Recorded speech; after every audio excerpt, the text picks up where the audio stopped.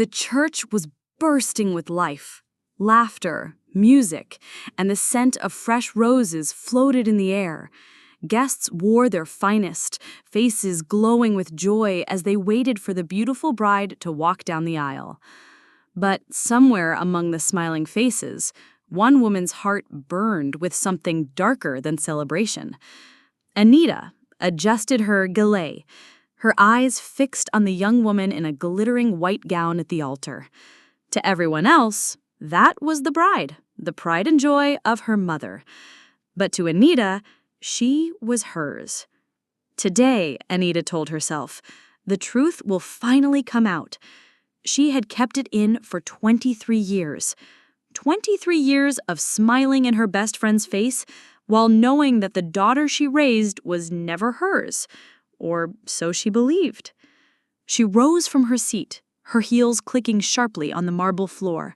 The music faded, all eyes turned to her, and in a voice that cut through the hall, Anita said, "Stop this wedding. Before you marry off my daughter, you need to know the truth." 23 years earlier, rain hammered against the hospital windows that night. The maternity ward was dimly lit, the smell of antiseptic hanging in the air. Anita sat in her hospital bed, cradling her newborn baby girl.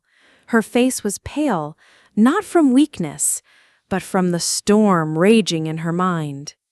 In the next ward, her best friend, Clara, the one she had called sister for more than 15 years, was sleeping peacefully, exhausted after childbirth. In her arms lay a baby girl, tiny, fragile, and perfect. Clara wasn't just any friend, she was rich, the kind of rich that people whispered about in the market. Her family owned companies, estates, and land stretching farther than the eye could see, and everyone knew Clara's child would inherit it all one day. Anita's eyes narrowed as she looked down at her own baby, born into poverty with nothing to her name but debts and shame. A thought slithered into her mind, dark, dangerous, and yet tempting. What if my child grew up as Clara's? What if my little girl inherited everything instead? Her breathing quickened. She knew it was wrong, but envy is like poison. Once it seeps into your heart, it clouds everything else. She waited until the hallway was empty. Then, with trembling hands, Anita wrapped her baby tighter in her hospital blanket and stood up. Her footsteps were silent on the cold tile floor. She pushed the door to Clara's ward open, just enough to slip in. Clara was still asleep. The nurse's station down the hall was quiet. Anita's heart pounded so loud she feared it would wake everyone. She placed her own baby in the crib beside Clara's bed and lifted Clara's newborn into her arms. Just like that, the switch was done. Or so she thought. What Anita didn't know was that Clara had never truly been asleep. The pain from childbirth had kept her in a light, restless doze. She had heard the faint squeak of the door, felt a shadow pass over her. Her eyelids, heavy as they were, had lifted just enough to see Anita's silhouette moving in the darkness. At first, Clara thought maybe her friend had come to check on her out of concern. But then she saw it. Her heart froze. Anita's hands, the same hands that had held her in times of sorrow, the same hands that had clapped for her joy, were now cradling her newborn baby. And in one swift, careful motion, Anita laid down another child in the crib and took hers away. Clara's breath caught in her throat. A tear slid from the corner of her eye, but she didn't move. She wanted to scream. She wanted to leap out of bed and snatch her baby back that very second. But something deep in her spirit whispered, "Wait." When Anita was gone, Clara slowly sat up, her body trembling. She tiptoed to the crib, her eyes scanning the tiny bundle now lying there, and in that moment, she knew this was not her child. Without wasting a second, Clara lifted the strange baby, Anita's, from the crib and placed her gently in a separate bed near the door. Then she took her own daughter, still warm from Anita's arms, and returned her to the spot by her side. She lay back down, pulling the blanket over herself, her lips pressed into a thin line. If Anita wanted to play such a dangerous game, Clara would play too, but she would not speak of it, not now. She would let Anita believe her crime had succeeded, and then she would watch. Time passed. Babies grew into toddlers, toddlers stumbled into childhood, and childhood gave way to teenage years. Anita raised her daughter, Chica, in a small rented flat on the edge of town.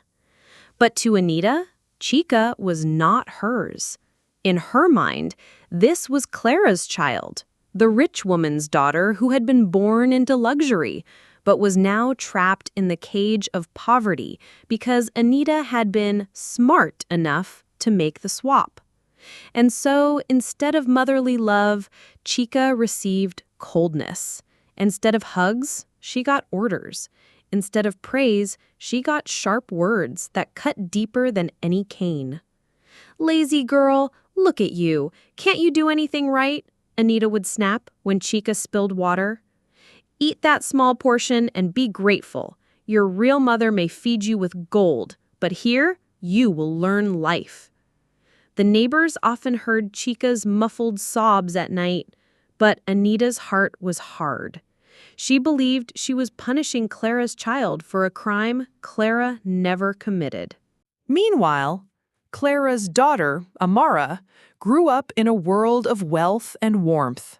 Clara poured into her everything a mother could give: fine education, good clothes, gentle words, and the constant reminder that she was loved. Amara never suspected the shadows that hung over her birth. She was the apple of her mother's eye, graceful, intelligent, and kind-hearted. And Clara? She watched. She watched Anita's bitterness from afar, knowing the truth, yet saying nothing. It was not forgiveness. It was patience, the kind that waits until the knife is sharp enough to cut without hesitation. The years rolled on. Chica became a young woman, quiet and withdrawn. Her back was straight, her hands skilled from endless chores, but her eyes told a story of longing for a love she never knew. Anita never saw it, or perhaps she refused to see it. All she could see was her plan, the belief that one day Amara, the girl in Clara's house, would inherit everything. And when that day came, Anita would walk in and claim her as her real daughter. She imagined the shock on Clara's face, the power she would feel, the revenge she thought she deserved. She had no idea that her revenge was already eating her alive. 23 years after that night in the hospital, the day Anita had been waiting for finally arrived. Amara, the girl she believed was her true daughter, was getting married. The wedding was the talk of the entire city. Invitations had been sent to governors, business tycoons, and family friends from far and wide. Anita received her invitation with trembling fingers. She wasn't invited because she was important, but because Clara, as always, had shown generosity, even to those she didn't need to. Anita stared at the glossy card, her lips curling into a slow smile. This is it, she thought. This is the day Clara will finally pay for everything. The day I take back what's mine. In the weeks leading to the wedding, Anita prepared her speech. She would walk into the hall, wait until the vows were moments away, and then stop everything. She would tell Amara the truth, that she was not Clara's daughter, but hers, that her real mother had raised her in poverty while the imposter lived in luxury. She imagined Amara's tears, Clara's humiliation, the guests' shocked whispers. And somewhere deep inside, she felt the thrill of revenge bubbling in her veins. Chica, now a quiet young woman of 23, watched her mother with confusion. She had never seen Anita so alive. But as usual, Anita told her nothing. And so, the morning of the wedding came.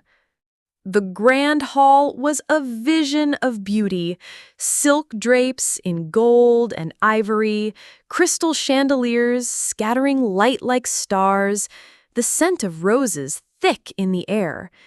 Guests in vibrant lace and head wraps filled the seats. Cameras flashed, laughter rang out.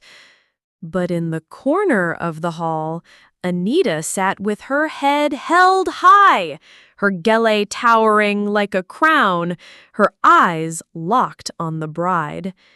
Every step Amara took toward the altar brought Anita closer to her moment of victory.